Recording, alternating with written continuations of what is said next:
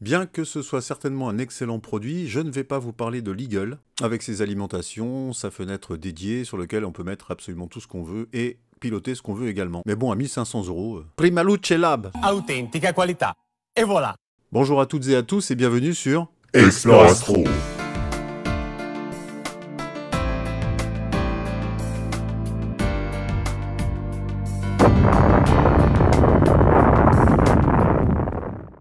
Ça faisait déjà un peu plus d'un an que j'avais ce mini PC que j'avais utilisé jusqu'à présent comme mode vidéo. Donc ça va être la première démonstration que je vais vous faire.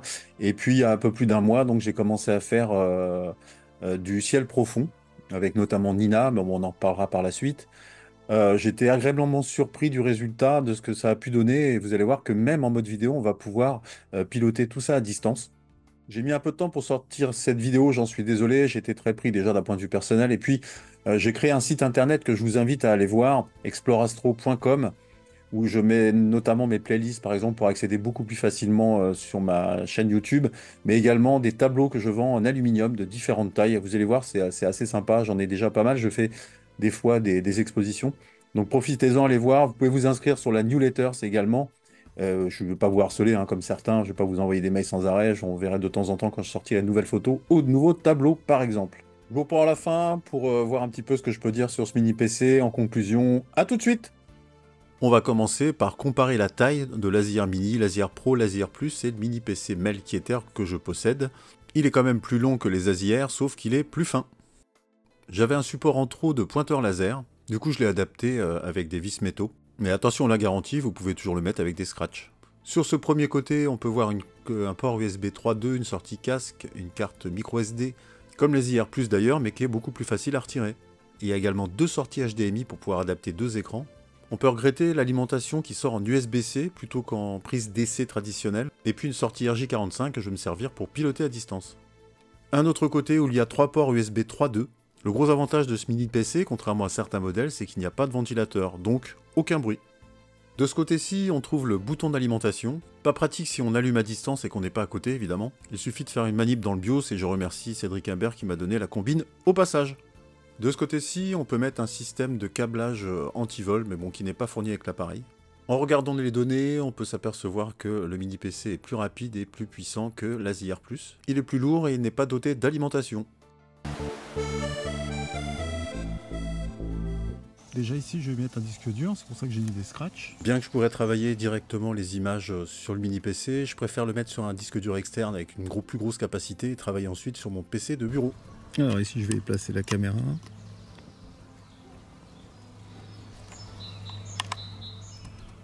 La roue à filtre. Alors, si j'avais une caméra refroidie ça aurait été plus simple, mais là comme c'est l'Asie 662, bah, évidemment j'ai pas de port USB à l'arrière. Donc on va pouvoir y mettre ici la roue à filtre.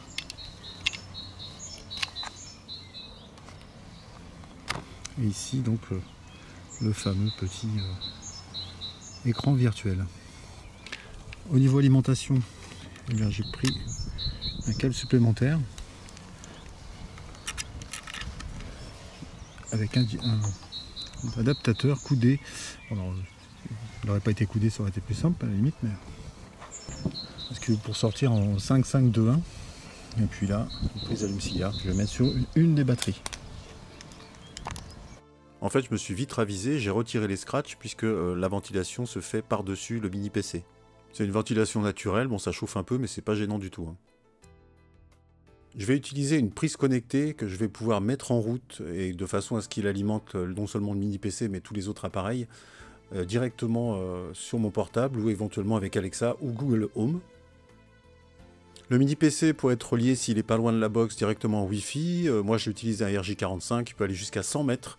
Donc il va être relié directement sur ma box et de ma box va être relié au PC de façon traditionnelle en fait. De cette manière-là, normalement, il y a beaucoup moins de latence qu'en Wi-Fi, ça fonctionne beaucoup plus rapidement.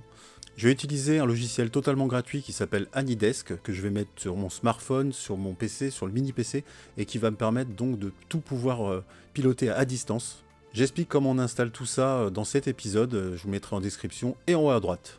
Ce logiciel, vous le trouvez sur PC, sur Apple Store et sur Play Store. J'ai pris ce type de prises connectées qui ont l'avantage d'être reliées à la Terre. Si vous avez des appareils reliés, bien c'est parfait. compatible Alexa et Google Home. Et en ce moment, il y a 32% dessus. On me demande souvent ce que j'ai comme alimentation. Eh bien, j'ai ceci, c'est carrément en 10 ampères, ce qui permet de brancher absolument tout ce qu'on veut, même si vous avez une Nazi 2600 qui est gourmande. Eh bien là, avec une seule alimentation, j'alimente absolument tout. Et là, pareil, pour pouvoir dévier toutes ces alimentations à partir d'un seul bloc, eh bien, j'ai tout simplement un Y, un câble répartiteur qui me permet d'alimenter tout ce que je veux. Bon, évidemment, il y a ce type de boîtes qui sont quand même assez onéreuses, mais qui fonctionnent très bien si vous avez un télescope qui est au Chili, ou etc. Ou même vous êtes sûr que vous pouvez tout démarrer à distance. Après, tout ce qui est pare-buée, moi personnellement, que ce soit en été comme hiver, je laisse toujours à fond. Donc je ne vois pas l'utilité de ce genre d'appareil pour moi.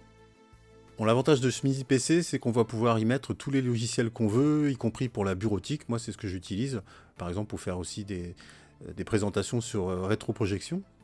Je peux vous garantir que ça fonctionne vraiment très bien. Comme je vous le disais tout à l'heure, eh bien, j'ai mis le logiciel AnyDesk aussi directement dessus, ce qui va me permettre de le piloter à distance, soit avec mon portable, soit avec ma tablette, soit avec mon PC de bureau. Je vais mettre également le logiciel GS Server, j'en parle tout à l'heure plus précisément, qui va me permettre donc de piloter ma monture AZ2Q6 de chez Skywatcher. Je vais lui installer également Fire Capture. Bon, pour ceux qui suivent la chaîne, vous savez que c'est le logiciel que j'utilise principalement pour faire de l'acquisition planétaire et lunaire. Et pour finir, je lui ai également installé le logiciel Stellarium, qui me permet de sélectionner un astre et qu'en concordance avec la monture, va directement la diriger vers l'astre souhaité. Pour information, c'est un Mac 180 qui me permet principalement de faire du planétaire. Le mini PC est donc relié en RJ45 directement à ma box de la maison. Et puis mon iPad a une carte SIM, ce qui fait que je vais pouvoir piloter tout à distance, sans fil. Là évidemment je vais déjà faire un essai en plein jour. Ça marche. On aurait très bien pu utiliser ce type d'écran soit relié en HDMI, soit sans fil directement à proximité du télescope. Bon là c'est l'idéal, mais j'ai également un vieil écran, donc j'ai pu utiliser et le placer à côté du télescope. On verra tout à l'heure quand je vais faire du ciel profond. Ce qui est impressionnant, c'est qu'il y a un temps de réaction très rapide. Je lance Stellarium directement à partir du mini PC. J'ai configuré également ma monture directement dans Stellarium. Bon, je l'ai déjà fait juste avant, donc c'est juste pour information. Et vous voyez que Stellarium va se lancer relativement rapidement, comme c'est en train de suivre à l'heure actuelle. Et puis là, j'ai tapé Lune directement. Il me l'a centré, je me mets ici sur Lune, et puis j'ai été mettre mon télescope, comme ceci, configurer télescope, j'ai fait connecter, et ensuite j'ai envoyé ma monture directement sur la Lune. Bon là j'ai quitté après, je vais pas le refaire puisqu'elle est déjà positionnée, j'ai synchronisé tout ça en faisant un réglage fin, en lançant GS Server. Si vous ne connaissez pas ce logiciel, je vous le conseille particulièrement, il est vraiment très très efficace. Et si je regarde en 3D ici, par exemple, je vais avoir la position de ma monture actuelle. Et puis il y a tous les réglages qui sont possibles. J'ai fait un réglage fin donc directement ici avec les manettes de GS Server. Et puis on peut régler la vitesse également ici. Je suis en suivi lunaire puisque évidemment on va faire du lunaire. Donc là j'ai pointé directement sur la Lune. Et ensuite là je vais régler donc mon focuseur directement à distance via mon mini PC. Voilà, donc je vais pouvoir chercher le cratère que je veux. Mais avant ça, évidemment, bon, on détermine toujours en SER. Hein. Les limites, on va mettre la Lune en secondes. On va faire des prises de 120 secondes, ça me paraît pas mal. Et puis, on va aller chercher le dossier, puisque là, en ce moment, il est sur la mémoire du mini PC, et on va le mettre sur Crucial. Choisir un dossier. Et puis là, je vais le mettre sur Crucial, le disque dur externe. Je fais enregistrer, il va se placer directement dans Moon. Et là, avec GS Server, donc j'ai plus qu'à aller chercher le cratère que je veux prendre. Voilà. Je vais pouvoir augmenter le nombre de FPS. Et on va lui prendre 2 minutes.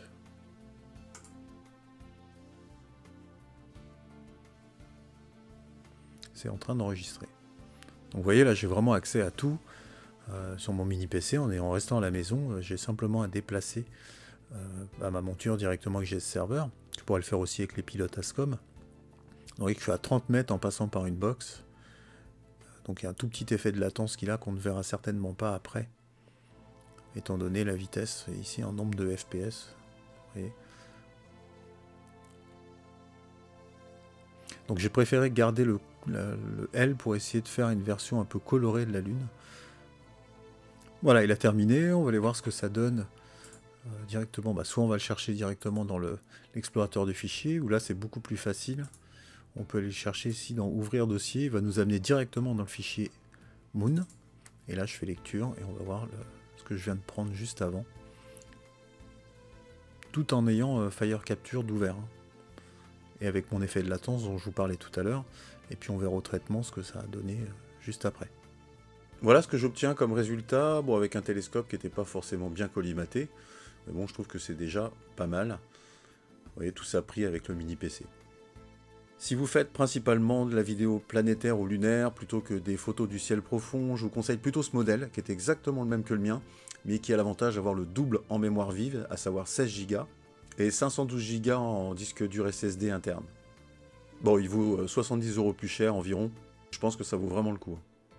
Il y a également ce modèle qui est la nouvelle génération avec un processeur beaucoup plus rapide, toujours 16 Go en mémoire vive par rapport au précédent, 512 Go exactement pareil en disque dur interne.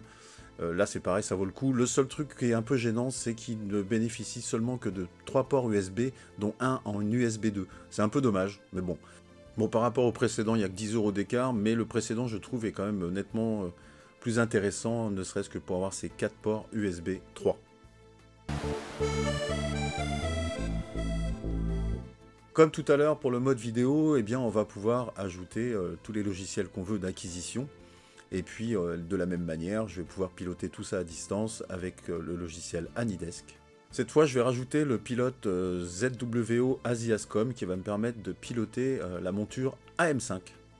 Le fameux logiciel Nina qui va nous permettre de piloter absolument tout. Alors, si vous êtes habitué à un autre logiciel d'acquisition, vous pouvez le mettre également, bien évidemment, comme APT Tools par exemple. Je vais mettre en concordance le logiciel Nina avec Stellarium qui était déjà installé d'ailleurs précédemment pour la vidéo. Et on parle de tout ça. Cette fois pour le ciel profond, je n'ai pas eu besoin d'utiliser un multi-USB, car l'avantage c'est qu'une caméra refroidie dispose de 2 ports USB à l'arrière. J'ai pu mettre dessus un vieil écran qui m'a permis uniquement de faire la polaire, puisque après je vais piloter tout ça à distance. Le mini PC étant doté de Bluetooth, j'ai pu mettre un petit clavier qui est amovible. Il est ultra léger, il y a également un pad souris sur la droite, une batterie interne rechargeable, et le gros avantage c'est qu'il se replie, pour une trentaine d'euros. Là ici je suis sur l'écran extérieur et je connecte tous mes appareils à partir du logiciel Nina. Ici j'ai pris une photo du Richer Chrétien qui m'a fait un mouvement d'ascension droite pour régler la polaire à partir de Nina. On peut voir ici la présentation de la fenêtre pour faire le polar à ligne, même principe que l'ASIR. Ici j'ai une fenêtre qui me permet de faire de l'astrométrie pour aller chercher un astre, mais également avec Stellarium pour pointer un astre qu'on aura choisi plus facilement sur une carte du ciel. La fenêtre du séquenceur simple, car sur Nina il y en a 2, le deuxième séquenceur étant beaucoup plus riche en possibilités, comme par exemple l'ouverture d'un dôme. Ici on a la fenêtre d'acquisition, avec on peut voir en bas le suivi, comme pour l'ASIR. J'ai débranché l'écran, et on peut voir ici que je pilote tout à partir de mon ordinateur de la maison, avec AnyDesk, et j'aurais très bien pu le faire à partir d'un portable ou d'une tablette. Le lendemain de la session, j'ai pu faire mes flats comme je fais très souvent en pointant vers le ciel. La fenêtre de Nina qui permet de faire les flats, on croirait quand même un peu l'ASIR. Hein. Qui a copié sur qui? Et là, ma toute première photo que j'aurais pris avec le mini PC, et puis la caméra ASI 2600 mm. En conclusion, si on devait comparer effectivement l'ASIR et le mini PC, c'est le mini PC qui l'emporte, déjà d'un point de vue puissance et puis d'un point de vue possibilité, puisqu'on peut ne pas seulement s'en servir que pour la photographie du ciel profond, mais aussi en mode vidéo qui fonctionne très très bien comme j'ai pu vous le démontrer. Et vous avez la possibilité également de piloter par exemple une boîte à flat, de piloter un dôme, un système de température qui permettra aussi de sauver votre télescope en refermant le dôme. Enfin, c'est vraiment super complet. J'ai pu remarquer que le suivi était quand même nettement supérieur par rapport à un ASIR. Après, si vous mettez votre télescope en Espagne, au Chili ou je ne sais où, effectivement, un mini PC sera quand même aussi nettement supérieur qu'un ASIR. Par contre, si vous êtes vraiment hermétique à tout ce qui est réglage PC, configuration, les drivers et compagnie, je vous le déconseille forcément parce que vous allez, je pense, un petit peu galérer. Moi-même, qui ai un petit peu l'habitude de l'informatique, j'avoue que j'ai un petit peu mis du temps à régler tout ça. Ça m'a pris quand même quelques jours. Pas seulement déjà l'utilisation de Nina, qui est un petit peu plus complexe, qu'évidemment que Lazier, mais également en tout ce qui est configuration. Donc ça prend quand même un peu de temps. Mais bon, une fois que c'est fait, on est tranquille, on n'a plus de réglages à faire, sauf les mises à jour de Windows éventuellement, et puis les mises à jour des différents drivers. Alors bien évidemment, le gros avantage, c'est que tout va être compatible du moment que vous avez les bons pilotes et bons drivers qui vont avec le mini PC. Donc vous n'êtes pas obligé de mettre des caméras ZWO, des EF, ZWO, et j'en passe. Bien que bon, il faut quand même préciser que bon, j'en entends souvent qui critiquent l'ASIR. Déjà, c'est quand même beaucoup plus pratique à l'utilisation, il faut dire ce qui est. Quand on commence l'astronomie, je vous conseille vraiment de commencer par un ASIR plutôt de commencer par un mini PC, sinon vous allez vous y perdre et vous allez facilement abandonner. Bon, je précise au passage, pour tous ceux qui disent que rien n'est compatible avec l'ASIR, toutes les montures quasiment sont compatibles avec l'ASIR, ainsi que les appareils photo numériques, comme Canon, Nikon et même Sony. Pour le coup, ça va être une grande victoire du mini PC par rapport à toutes les possibilités. Par contre, pour la facilité d'utilisation, évidemment, je vais préconiser l'ASIR. Mais toujours est-il, quand vous vous spécialisez un peu plus et puis que vous commencez à vous améliorer en ce qui concerne l'astrophoto, ben, évidemment, le mini PC sera beaucoup mieux. J'ai pensé à faire une vidéo juste après en ce qui concerne les comparaisons des fenêtres et des possibilités entre Lazier et Nina. Donc dites-moi ce que vous en pensez, si vous trouvez que cette vidéo vous sera utile. Et je vous dis à très bientôt. Bon ciel, surtout, on en a besoin, hein, c'est un peu galère.